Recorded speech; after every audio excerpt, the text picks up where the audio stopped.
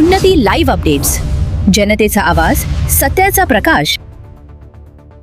नमस्कार. त्या ठिकाणी काल दुपारी 1 वाजल्यापासून मौजे रेवली येथील शिवारामध्ये जी गायरान जमीन आहे त्या गायरान जमिनीच्या हक्कासाठी किंवा त्या गायरान जमिनीच्या शासनाकडून कुठेतरी ताबा मिळावा याच्यासाठी संबंधित 4 ते 5 गावचे शेतकरी ज्यांना ज्यांना त्या गायरानामध्ये जमिनी भेटल्या त्या जमिनीचे मूळ मालक या ठिकाणी ती जमीन शासकीय वर्गाला किंवा शासकीय दरबारी मागणी करत आहेत किंवा ती जमीन आम्हाला आमच्या वैतीसाठी द्यावी, आमच्या येणाऱ्या पिढीसाठी ती खाण्यासाठी किंवा आमच्या पोटाची खळगी बनण्यासाठी त्या जमीन आम्हाला सुपूर्द कराव्यात अशी मागणी या ठिकाणी त्यांनी धरली आहे. मला सांगा, आपलं नाव काय व आपली उपोषणाच्या माध्यमातून मागणी काय? माझं नाव रोहिदास किशन लोंढे, राहणार कावल्याची वाडी. आम्हाला 1972ला रेवली शिवारामध्ये जमीन मिळाली होती. त्यावेळेस आम्हाला एकूण लोक 21 लोक होते.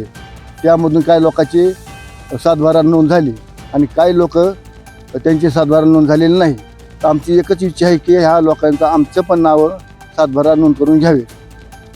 जसे की ते काही जणांना शासनानं जमीन दिली असं म्हणताय आणि काही जणांना म्हणजे तुम्हाला अजून दिलेली नाही, म्हणजे एकाला वेगळा न्याय आणि एकाला वेगळा न्याय दिलाय असं तुमचं म्हणणं आहे. हो. तुमची अशी स्पष्ट मागणी कोणती की आम्हाला जमीन आमच्या नावे करून द्यावी आणि मालकीच्या ताब्यात म्हणजे आम्हाला वैतीसाठी द्यावी अशी तुमची मागणी आहे. आमची ही मागणी मला आहे. सांगा, एकूण या ठिकाणी किती शेतकरी आहेत असे गायरांमध्ये तुम्हाला शेती भेटलेली? एकूण शेतकरी आहेत 21. काही लोकांच्या नावचे झालेल्या आहेत, काही लोकांच्या अधिक 5-6 लोक जे राहिलेत कावल्याची वाडी आणि बोदेगाव त्या लोकांच्या नावचे झालेले नाही. जमीन किती एकूण क्षेत्र? प्रत्येकाला 1 एकर 4 गुंठे येईल. 4 एकर 4 गुंठे. आता ती जमीन सध्या वाहतं कोण आहे? सध्या आम्ही 10 वर्षे करून खाल्ली आणि शासनाने त्याच्यावर आम्हाला बैलजोडी पण दिलती करून खाण्यासाठी. आणि नंतर पुन्हा पाऊस काय कमी झाल्यामुळे आम्ही काय गावी पोट भरायला गेलतो आणि ह्याच्यामध्ये आम्ही सर्व पूर्ण लोक मजूर लोक आहेत, ऊस येत होतो. तर मग आमचं एकच म्हणणं आहे की ज्या लोकांचे 206 नंबर जे आहे त्या गटातल्या लोकांना जी वाटप झाली आणि त्याच्या नावची झाली त्याप्रमाणे आमची पण नावची व्हावा, आम्हाला 7/12 द्यावा. या ठिकाणी जे काही व्यक्ती आहेत जे बोललेले त्यांचं म्हणणं असं किंवा पूर्वी आम्ही मागच्या काळामध्ये सतत 10 वर्ष ती जमीन वाहिली, पण कुठेतरी पावसाचा खंड पडला आणि दुष्काळसदृश परिस्थिती झाल्या कारणाने आम्हाला गाव सोडून दुसऱ्या ठिकाणी पोट भरण्यासाठी जावं लागलं. त्या पिढीमध्ये त्या वाहत असलेल्या जमिनीला गॅप पडून कुठेतरी आम्ही वाहण्याचं बंद केलं. पण शासन आता सध्या कंडिशनमध्ये आम्हाला ती जमीनही वाहू देत नाही. पण ज्यावेळेस आमच्याकडे वाहण्यासाठी होती त्यावेळेस शासनानं आम्हाला वाहण्यासाठी व कसण्यासाठी बैलजोडी ही शासनाने त्या ठिकाणी दिली होती. मग आज त्याच जमिनीवर का पाबंद घातलाय म्हणून शासकीय दरबारात कुठेतरी भांडण देऊन कुठेतरी आपलाच हिस्सा किंवा आपलीच जमीन उपोषणाच्या माध्यमातून प्रशासकीय वर्गांना ही मागत आहेत.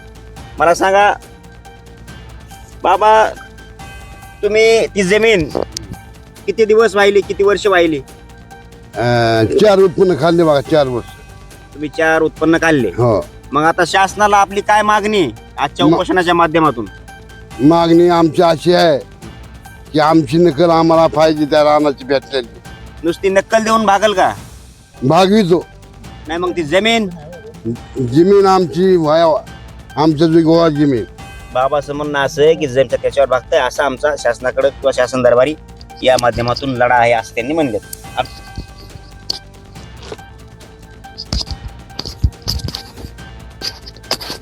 भैया, आपण शासन दरबारी या मागणीला घेऊन मागच्या काही काळापासून लढतोय असं सांगितलं, पण मागच्या किती काळापासून आपण या गोष्टीवर लढा देत आहे? 2017 पासून लढतोय. 17 पासून लढताय म्हणजे आज तब्बल 9-10 वर्ष होत आली. मग शासन दरबारी आपण लढा दिल्यानंतर शासनाचा या उपोषणाच्या बाबतीमध्ये किंवा आपल्या मागणीच्या बाबतीमध्ये काय असं बोलणं होतंय? कसलाच प्रतिसाद देत नाही. तहसील सुद्धा पंचनामे झालेले भरपूर, पण कसल्याच प्रकारे ते प्रतिसाद देत नाहीत. आम्ही त्यांना विचारायला त्यांच्या दरबारी गेलो तर तलाठ्याकडे अहवाल आलेला, कोणी कलेक्टरकडे अहवाल आलेला आहे म्हणतात.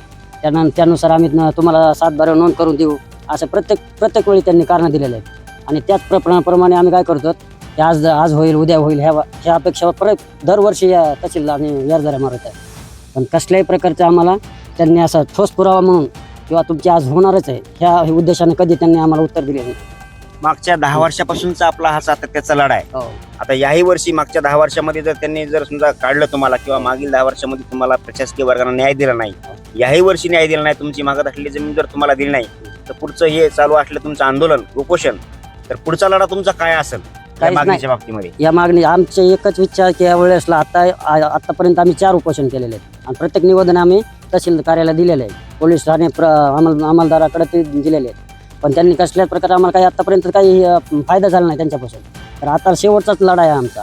इथून जोपर्यंत आमच्या नावे आमचा 7/12 होत नाही, जसं की आता जुना 7/12 आहे 72चा 1900, त्यानंतर आता जोपर्यंत 1994ला एक 7/12 निघालेला आहे याच गटातून 206 गटानंतर, पण त्यांचा झाला पण आमचा का होत नाही. मग त्याच आधारे जसा त्या आधारे त्यांचा केला. कुणाचा झालाय? कचरू मल्हारी घुमरे म्हणून तुमच्याच गैर आमच्याच गटात आहे. 206 गट, हा 206 गटानं. मग एकाला एक हा. एक नाही आणि दुसऱ्याला वेगळा नाही असं शासन करतं. हा ज्यावेळेस त्या प्रशासनाने त्यांचा नोंद करून घेतलेली आहे 7/12वर, त्याचप्रमाणे आमची नोंद करून द्यावी, नाहीतर अन्यथा आम्ही हे आंदोलन तीव्र म्हणजे अधिक वाढवू आणि चालू ठेवू. जर यापैकी आमच्या व्यक्तीला काही हानी झाली तर सर्वस्व तलाठी प्रशासन जबाबदार राहील. या ठिकाणी काल तुम्ही 1 वाजल्यापासून बसलाय. हो. आम्ही पाहतो या ठिकाणी खूप वयस्करी अशी माणसं आहेत 70-75च्या वयाचे. मग कालपासून बसल्यानंतर आपलं जे सामूहिक उपोषण आहे, या उपोषणामध्ये काही कुणाची थकवा वगैरे किंवा चक्कर वगैरे येण्याचा काही प्रकार झाले का? झालेले 2 माणसाला, पण आम्हाला त्यांनी कसल्याच प्रकारचे, इकडे बघा आता फोटो आणलेत आम्ही दवाखान्यामधून, तर साहेबांनी कमीत कमी त्यांना निवेदन द्यायला पाहिजे होतं की सरकारी दवाखान्यामध्ये सिव्हिल हॉस्पिटलला, तर त्यांनी कसल्याच प्रकारे त्यांनी निवेदन दिलेलं नाही. पोलीस अंमलदार आले होते, तर त्यांनी आम्हाला काय केलं, किंवा तुमच्या एखादी नाजूक परिस्थिती झालेली आहे तुमच्या माणसाची, तर तुम्ही स्वतःहून दवाखान्यात घेऊन जा, असे ठाणे अंमलदार आम्हाला सांगून गेलेले. आणि त्यांचं ऐकून आम्ही घेऊन गेलो. जर आता काही झालं असतं त्यांचं, तर त्याला जबाबदार कोण असतं? किती लोक ऍडमिट आहेत असे? 2 ऍडमिट आहेत. असे वयस्कर दोन महिला. झालेले 2 महिला ज्यांना चक्कर वगैरे येत हा. असेल, असे ऍडमिट आहे. म्हणजे शासनानं या माध्यमातून अजून दखल घेतली नाही. कसल्याच मग प्रकारे आपली काय प्रतिक्रिया असं शासनाच्या बाबतीत? जे होईल ते होईल, आमचा माणूस गेला तरी हरकत नाही, न्याय मिळाला पाहिजे. आमच्या 7/12वर नोंद झालीच पाहिजे, याच्यासाठी आम्ही उपोषणाला बसणार आहे आणि इथून हलणार नाही. मला सांगा, तुम्ही आमरण उपोषणामधून काय मागणी घेऊन बसलात या ठिकाणी? आम्हाला आमचं शेत पाहिजे, आमचं 7/12 नाव नाही, आम्हाला नाव द्यावा त्यानं, आमच्या हातात नकल द्यावा, आमचं हे मागणं आहे. पेरला आहेत 7/12वर नाही, ते आम्हाला मिळावा.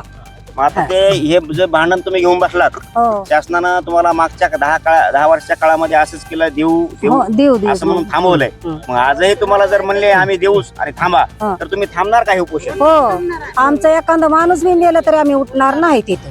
हा, पण हे आम्हाला सरकारनं द्यावा. सरकार आम्हालाच पाहिजे, काय लोकांचं आम्ही थोडंच महागायलो, आमची आम्हालाच पाहिजे, हा, आम्ही थोडंच लोकांचं महागायलो. हा आमच्याच जमिनी आम्ही शासनाकडे मागतो, लोकांचं मागत नाही, असं एका बोलल्या. हा. तुम्ही मागच्या काय काळामध्ये जुनी माणसं आहेत म्हणून विचारतोय, मागच्या काही काळामध्ये यांनी म्हणले की आम्ही जमीन वाहिल्या, त्या वाहिल्या का तुम्ही? जमीन वाहिल्यानं किती वर्ष वाहिल्या? त्यापेक्षा मोठे मोठे माझे लेख आहेत. बर. हो, लहान होते तेव्हा काकाला घेऊन जात होता. गावात सध्या लोकांना माहित आहे गाड्या किती नेलत्या हा. आणि आवत किती नेलती. हो. हो, सगळ्या दुनियात माहित आहेत, पण आता हे करायला बाबा तर नाहीच म्हणतात. हं. काय सांगा?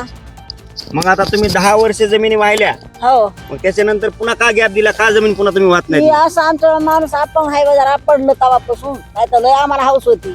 ते गेले पुण्या मुंबईला, पाऊस नव्हता तवा, काय नव्हता, इतकुले लेकर भाजी खाव आम्ही वाचविलेले आहेत. काय सांगायचे मग तुम्हाला? तुम्हीच त्या वाईच्या लय परिस्थिती थांबविल्या, आहे. त्या जमिनी तुम्हीच ते वाईच्या नाही. थांबविल्या का मानून शासनानं? घ्या, आमचं आहे ना. काय कुणा मागायचं नाही, अगर काय कुणाचं म्हणायचं नाही, अगर कुणाच्या बांधायला जायचं नाही. काय तेवढं आपलं आम्हाला द्यावं, तुमचं आमची तुम्हाला मागणी आहे. हो, काय पोट नाही भरायला गेला तर आम्ही हो, थांबल्या. तेवढी कुराड घेऊन आलता बाबा. मग आता तुम्ही समजा आम्ही पेरणी पळून आलता तिथून, पेरलं होतं तर जनावरांना घाव घातला त्या लोकांनी, पुरलेलं रातच्या ट्रॅक्टर. हो, आणि आमच्या मालकाला मारायला ते आम्ही ह्याच्यात लपला त्या कंपनी. तिथं कंपनी आहे ना, विचारा कंपनी लोकांना विचारा. हो, लपला आम्ही दोघं नवरा बायको. काय सांगा तुम्हाला? आम्ही रातच्या पळून आला. तेव्हा धाराधारी लोक होते, धरून येत होते. काय कुणाचं ना- येतं ना आमच्या आम्ही काय तसं आहे पहिलं. काहीच आम्ही नाही. तळतळून बोलायला ते हो. कालपासून आम्ही असं उपाशी बसलोय. बसला त्याच्यावर बसला. आम्ही का बसला? आमच्या बुडातले माणसं मेले, हा, आम्हाला माहिती नाही, आणि ते बाकीचेच खायले. तर हे माणूस एकला चक्र घालतं, त्याला कुणीच दाद द्यायला. 10 वर्ष झालं पाय मोडून गेले, चक्रा घाल घाल. कोणी मानी ना. घरी 2-3 लेकर काय आता मरल किंवा असेल, आता इथंच आम्हाला बसायचं. सांगा. इथं कालपासून आला हो. तरीच आमच्याकडे आलं नाही आलं का कोणी पाणी जर येऊन मिळाले का वाचल्या 2 बाया कधी मिळालं तर काय करायचंय आम्ही जाणार बी नाही. साधी व्हा. साधी येऊ, वार या येऊ. ठिकाणी उपोषणकर्ते जे महिला आहेत त्यांचा आक्रोश आपण पाहतोय. साहजिकच आहे, त्यांची जमीन मागच्या काळामध्ये त्यांना आम्ही वैद्यसाठी जाणारच शासनानं नाही दिली साहेब, तुम्ही आणि आज काय घडीला मागच्या 10 वर्षात देऊन आज मागच्या असं असं अगर सुद्धा काही काळापासून जमीन वाहण्यासाठी शासन त्यांना देत नाहीये आणि त्यांच्याच नावची करत नाहीत. आणि त्याच गटामध्ये 6 गटामध्ये त्यांचं असं म्हणणं आहे की काही जणांना जमिनी त्यांनी दिल्या, नावच्या केल्या आणि काही वाहत आहेत, फक्त आम्हालाच का. मग शासन एकच असताना मातीचं एकच एकालाच असताना नव्हतं. एकाला वेगळा नाही आणि एकाला वेगळा नाही मातीचं त्या असं का? भावाने असं या ठिकाणी माती सगळ्या- बोलून दाखवले आहेत. त्यांना आपण दिली, पाहताय आपल्याला वावर देत न्यूज, नाही. आपण पाहताय स्वराज्य मीडिया व आपण पाहताय उन्नती न्यूज. धन्यवाद. उन्नती लाईव्ह अपडेटसाठी रफिक पठाण,